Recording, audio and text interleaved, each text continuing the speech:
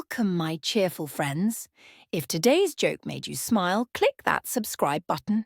It's a small gesture that guarantees more jokes, just like this one. A British doctor says, in Britain, medicine is so advanced that we cut off a man's liver, put it in another man, and in 6 weeks he was looking for a job. The German doctor replies, that's nothing. In Germany, we took part of a brain, put it in another man, and in 4 weeks he was looking for a job. The Russian doctor replies, well, we took half a heart from a man, put it in another's chest, and in 2 weeks he was looking for a job. The American doctor laughs. You are all behind us. A few years ago, we took a man with no brain, no heart, and no liver, and made him president. Now the whole country is looking for a job. A high society debutante is engaged to a low-born Greek guy. Before the wedding, her mother takes her aside and says, I've tried to talk you out of marrying this man, but you seem determined to go through with it, so just promise me one thing. Greeks have unnatural desires in the bedroom that are perverse, nasty, and disgusting. Just promise me now, if he ever asks you to roll over, you will refuse. The girl agrees and goes through with the marriage. Everything proceeds fine until about 5 years into the marriage. One fateful night in bed, the Greek says, honey, tonight, let's try something different. I want you to roll over. She is shocked by the suggestion. My mother warned me about you. That is sick and disgusting. How dare you ask such a thing of me? But, says her husband, don't you want to have children? After watching Finding Nemo, a man runs out to the pet store and buys a clownfish. He brings the fish home and puts it into the tank, but after a few days notices that it doesn't seem at all settled in its new home. He remembers that in Finding Nemo, the clownfish live in an anemone, so he returns to the pet store and asks the clerk if they have any for sale. The clerk tells him they do, but explains there is a far less expensive solution. The clerk says to go down to the flower shop and buy a fern, pull off a few of the fronds and arrange them in the tank. He says the clownfish really just wants to feel hidden, and this will do the job for a fraction of the price. So the gentleman follows the clerk's advice, buys a fern, arranges the fronds in the corner of his tank, and sure enough, the clownfish swims right in and seems completely happy. He steps back, satisfied with the solution, and thinks to himself, with fronds like these, who needs anemones? A man walks past a flower shop one day and thinks how he never buys flowers for his wife. So he steps in and orders a nice bouquet of flowers. He comes home, rings the doorbell. His wife opens the door. He hands her the bouquet and she goes wild with excitement. She pulls him in, closes the door, and tugs him directly into the bedroom. In a flash, she disrobes, throws herself on the bed, spreads her legs wide open and says, darling, this is for the wonderful bouquet of flowers you bought me. The husband looks at her and replies, can't you just put them in a vase like everyone else? A little old lady was walking down the street, dragging 2 large plastic garbage bags behind her. One of the bags was ripped, and every once in a while a $20 bill fell out onto the sidewalk. Noticing this, a policeman stopped her and said, Ma'am, there are 20 bills falling out of that bag. Oh, really? Darn it, said the little old lady. I'd better go back and see if I can find them. Thanks for telling me, officer. Well now, not so fast, said the cop. Where did you get all that money? You didn't steal it, did you? Oh, no, said the old lady. You see, my backyard is right next to a golf course. A lot of golfers come and pee through a knothole in my fence, right into my flower garden. It used to really tick me off. Kills the flowers, you know. Then I thought, why not make the best of it? So now I stand behind the fence by the knothole real quiet with my hedge clippers. Every time some guy sticks his thing through my fence, I surprise him, grab hold of it and say, okay, buddy, give me $20 or off it comes. Well, that seems only fair, said the cop, laughing. Okay, good luck. Oh, by the way, what's in the other bag? Not everybody pays. An Englishman and an Irishman go to a bakery. The Englishman steals 3 buns and puts them into his pockets and leaves, he says to the Irishman. That took great skill and guile to steal those buns. The owner didn't even see me. That's just simple thievery, the Irishman replied. I'll show you how to do it the honest way and get the same results. The Irishman then proceeded to call out the owner of the bakery and say, Sir, I want to show you a magic trick. The owner was intrigued, so he came over to see the magic trick. The Irishman asked him for a bun and then he proceeded to eat it. He asked 2 more times, and after eating them again, the owner says, Okay, my friend, where's the magic trick?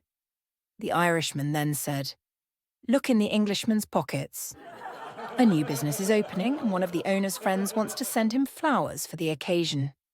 They arrive at the new business site and the owner reads the card, Rest in peace. Understandably, the owner is angry and calls the florist to complain. After he tells the florist of the obvious mistake and how angry he is, the florist replies, Sir, I'm really sorry for the mistake, but rather than getting angry, you should imagine this. Somewhere there is a funeral taking place today and they have flowers with a note saying, Congratulations on your new location. After 25 years of marriage, I took a look at my wife one day and said, Honey, 25 years ago, we had a cheap apartment, a cheap car, slept on a sofa bed, and watched a 10-inch black and white TV, but I got to sleep every night with a hot 25-year-old blonde. Now, we have a nice house, a nice car, a big bed, and a big screen plasma TV, but I'm sleeping with a 50-year-old woman. It seems to me that you're not holding up your side of things. But my wife is a very reasonable woman. She told me to go out and find a hot 25-year-old blonde, and she'd make sure that I would once again be living in a cheap apartment, driving a cheap car, and sleeping on a sofa bed. A man is transporting a coffin when his car breaks down. He pulls over and, after messing about with the engine trying to fix it, covering himself in oils and grime, he calls for a mechanic. They tell him they can come in just under an hour to assess the situation. Dismayed, he also calls his boss to let him know what has happened. His boss informs him that the destination of delivery is simply up the road and asks him to carry the coffin the rest of the way. Upset, but recognizing the fact that he has nothing better to do, he picks up the coffin and starts dragging it with him up the road. A police officer sees this and approaches him asking, What are you doing with that coffin? Where are you going? Already upset with the situation, the man responds, I didn't like where they buried me, so I'm moving. One day, a travelling salesman was driving down a backcountry road at about 30 when he noticed that there was a 3-legged chicken running alongside his car. He stepped on the gas, but at 50 miles per hour.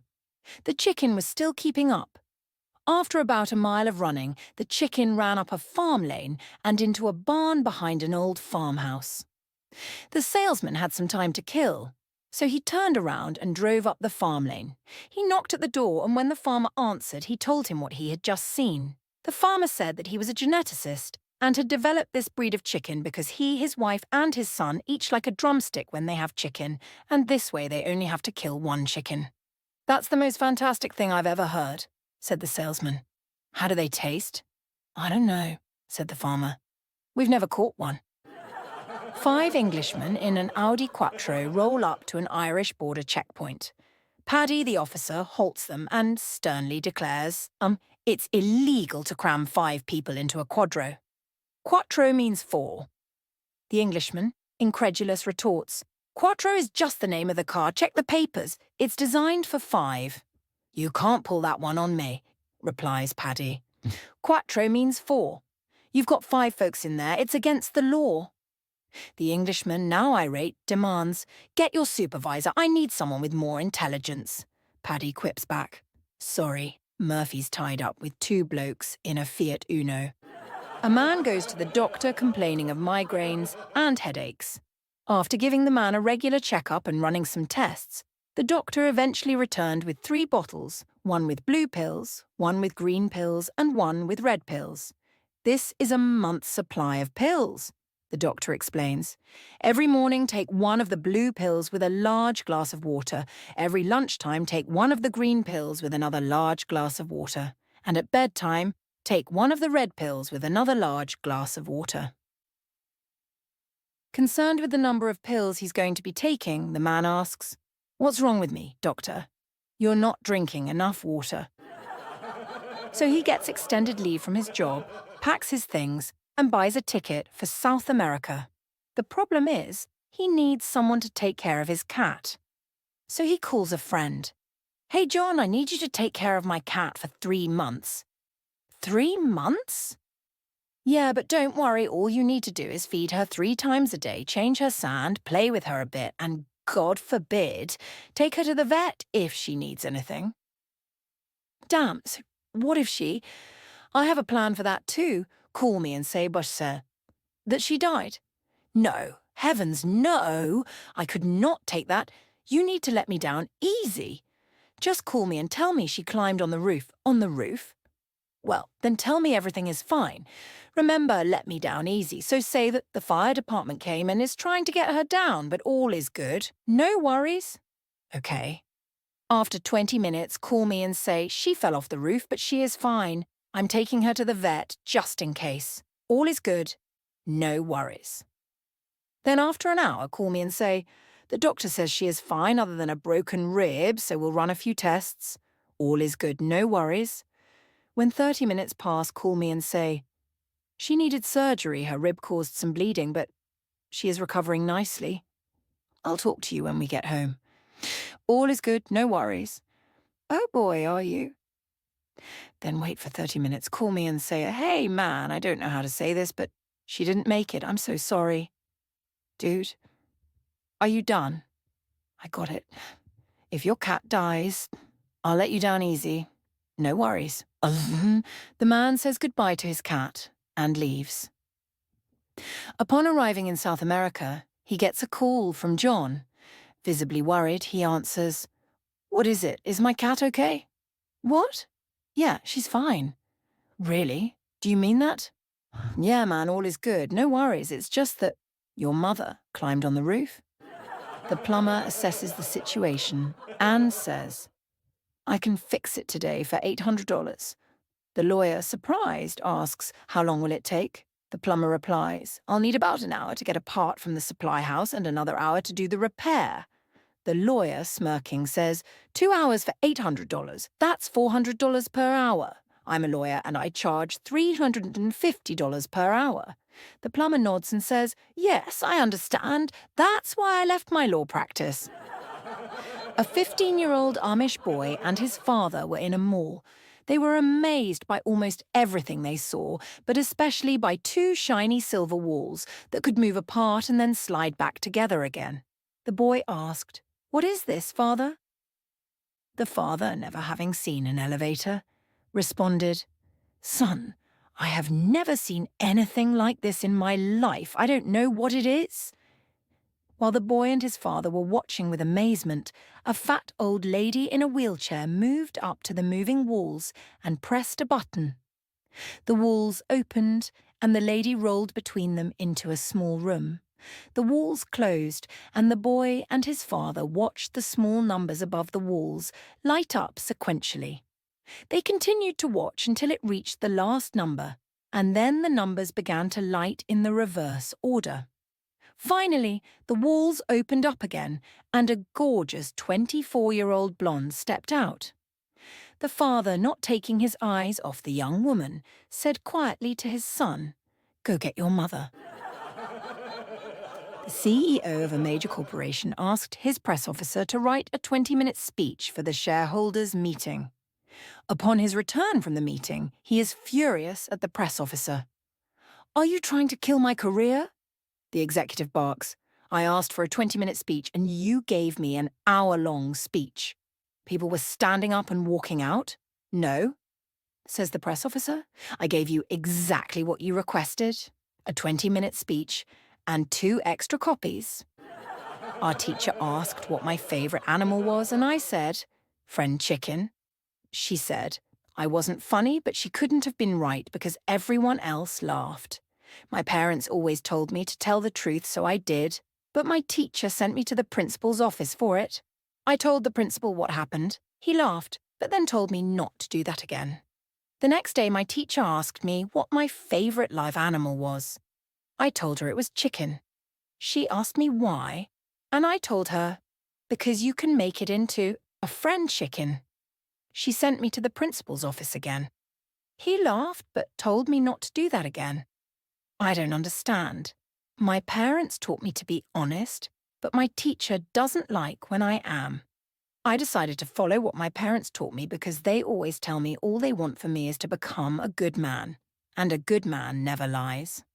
Today, my teacher asked me what famous person I admired the most. I said Colonel Sanders. Guess where I am now? An Illinois man left the snow-filled streets of Chicago for a vacation in Florida. His wife was on a business trip and was planning to meet him there the next day. When he reached his hotel, he decided to send his wife a quick email. Unable to find the scrap of paper on which he had written her email address, he did his best to type it in from memory. Unfortunately, he missed one letter, and his note was directed instead to an elderly preacher's wife whose husband had passed away only the day before.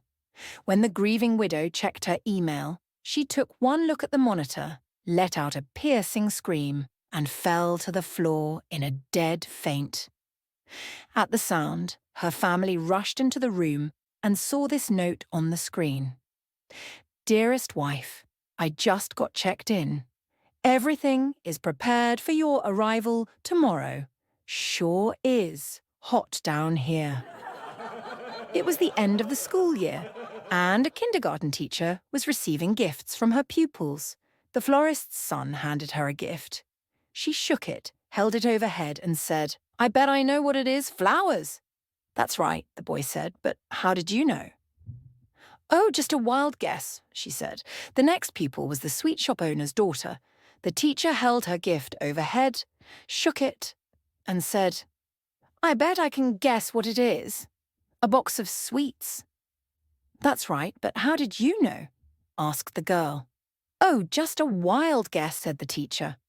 The next gift was from the son of the liquor store owner. The teacher held the package overhead, but it was leaking. She touched a drop off the leakage with her finger and put it to her tongue. Is it wine? She asked. No, the boy replied with some excitement. The teacher repeated the process, tasting a larger drop of the leakage. Is it champagne? She asked. No, the boy replied, with more excitement. The teacher took one more big taste before declaring, I give up. What is it? With great glee, the boy replied, It's a puppy. Surprise. The chairman of the board, feeling it was time for a shake-up, hires a new CEO known as a hatchet man.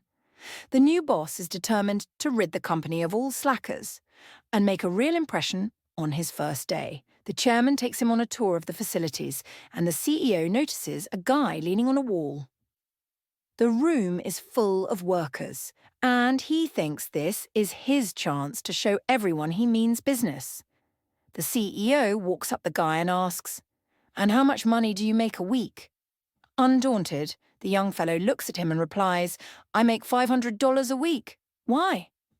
The CEO then hands the guy $500 in cash and screams, Here's a week's pay, now get out and don't come back. Feeling pretty good about his first firing, the CEO looks around the room and asks, Does anyone want to tell me what that slacker did here? Everyone is frozen in fear, but finally one of the workers, feeling he has nothing to lose, raises his hand. Yeah, the CEO demands. Pizza delivery man, sir. One day, a man went to a pet store and bought a 100-legged worm. The salesperson told him about this worm. It was not a normal worm. This worm could do anything as a maid. When they were home, the man asked the worm to turn on the TV. So the worm turned it on. Then he asked him to prepare him some coffee. So the worm did it. The man told him to go buy the newspaper. So the worm went out of the house to buy the newspaper. An hour passed, and still the worm didn't come. Another hour passed, and the worm had still not come back. So finally the man stood up and opened the front door. "So, there you are," the man said, looking at the worm. "Have you bought the newspaper?" "Sorry, sir," answered the worm. "I haven't finished putting on my shoes." A woman went to see a doctor for a routine checkup. As the doctor was preparing to begin the examination, the woman suddenly looked a bit hesitant. She glanced around nervously and then said, "Doctor, could you please call the nurse in here as well?" The doctor raised an eyebrow, slightly puzzled. "Why?" he asked. "Don't you trust me?" The woman quickly reassured him. "Oh, no, doctor, it's not that at all. I trust you completely." The doctor, still curious, asked, "Then why the concern about the nurse?" With a slight smirk, the woman responded, "It's not you I'm worried about. It's my husband. He's sitting outside with the nurse." There were 3 sons who wanted to get their mum a present for her birthday. One son decided that she wanted a bigger house and bought her a mansion. The second son decided that she didn't want to drive by herself, so he got her a limo. The third son thought that she was lonely and got her a parrot. The mum gave the first son a thank you, saying that she didn't want the house. She gave the second son a letter that said she didn't want the limousine. She gave the third son a thank you, saying the chicken was good. A man placed some flowers on the grave of his departed mother and started back for his car, parked on the cemetery road. His attention was diverted to a man kneeling at a grave. The man seemed to be praying with profound intensity and kept repeating, "Why did you die? Why did you die?" The first man approached him and said, "Sir, I don't want to interfere with your private grief, but this demonstration of hurt and pain is more than I've ever seen before. For whom do you mourn so deeply? Your child, a parent, who, may I ask, lies in that grave?" The mourner answered, "My wife's first husband." "Why did you die? Why did you die?" 3 strings walk into a bar and sit down at a table. The first string walks up to the bartender and says, "Bartender, 3 beers, please." The bartender looks at the string and says, "I'm sorry, but we don't serve strings here." Disappointed, the string walks back to his buddies and explains. The second string says, "No problem, I'll go get our beers." The second string walks up to the bartender and says, "Bartender, 3 beers, please." The bartender says, "Listen, man, I told your buddy that we don't serve strings here." Empty-handed, the second string walks back to his buddies. The third string says, "No problem. Tie me in a knot at one end and fray my ends at the other." He struts up to the bartender. "Bartender, 3 beers, please." The bartender proceeds to get him the beer when he suspiciously turns to look at the string and says, "Excuse me, but are you a string?" The string replies, "I'm afraid not." There were 2 men at a bar. The first man said to the other one, "I know a bridge where you can jump off and return safely." The other man, who was shocked, asked the man to show it to him. After they finished their drinks, the second man asked him to demonstrate. So the first man jumped off the bridge and flew back. The second man, dumbfounded, decided, why not give it a try? He jumped off and died. When the first man went back to the bar, the bartender said, "Superman, you are so cruel when you are drunk." Americans, please divert your course 15 degrees to the north to avoid a collision. Canadians, recommend you divert your course of 15 degrees to the south to avoid a collision. Americans, this is the captain of a US Navy ship. I say again, divert your course. Canadians, no, I say again, you divert your course. Americans, this is the aircraft carrier U.S. Abraham Lincoln. The second largest ship in the United States Atlantic Fleet, we are accompanied by 3 destroyers, 3 cruisers, and numerous support vessels. I demand that you change your course. 15 degrees north. That's 15 degrees north, or countermeasures will be undertaken to ensure the safety of this ship. Canadians, this is a lighthouse. You're cool. A man fell overboard from his little sailboat and was thrashing around in the water when another boat pulled up. "Jump in, we'll save you," they screamed. "No," cried the drowning man, "God will save me." The scene was repeated twice more, and then a helicopter hovered over "We came to rescue you," yelled the pilot. "No God will save me," was the response again. The man drowned. He ran straight to God. "I placed my faith in you, and you let me drown." "Hey," said God, "I sent 3 boats and a helicopter." 11 people were hanging on a rope under a helicopter in flight. 10 men and 1 woman. The rope was not strong enough to carry them all, so they decided that one had to leave. Otherwise, they were all going to fall. They weren't able to choose that person until the woman gave a very touching speech. She said that she would voluntarily let go of the rope because, as a woman, she was used to giving up everything for her husband and the kids, or for men in general, and was used to always making sacrifices with little in return. As soon as she finished her speech, all the men started clapping.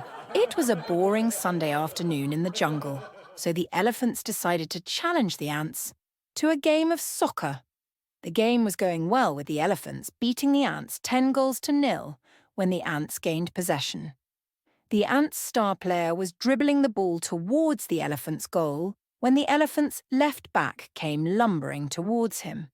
The elephant trod on the little ant, killing him instantly. The referee stopped the game. "What the hell do you think you're doing? Do you call that sportsmanship, killing another player?" The elephant replied, "Well, I didn't mean to kill him. I was just trying to trip him up."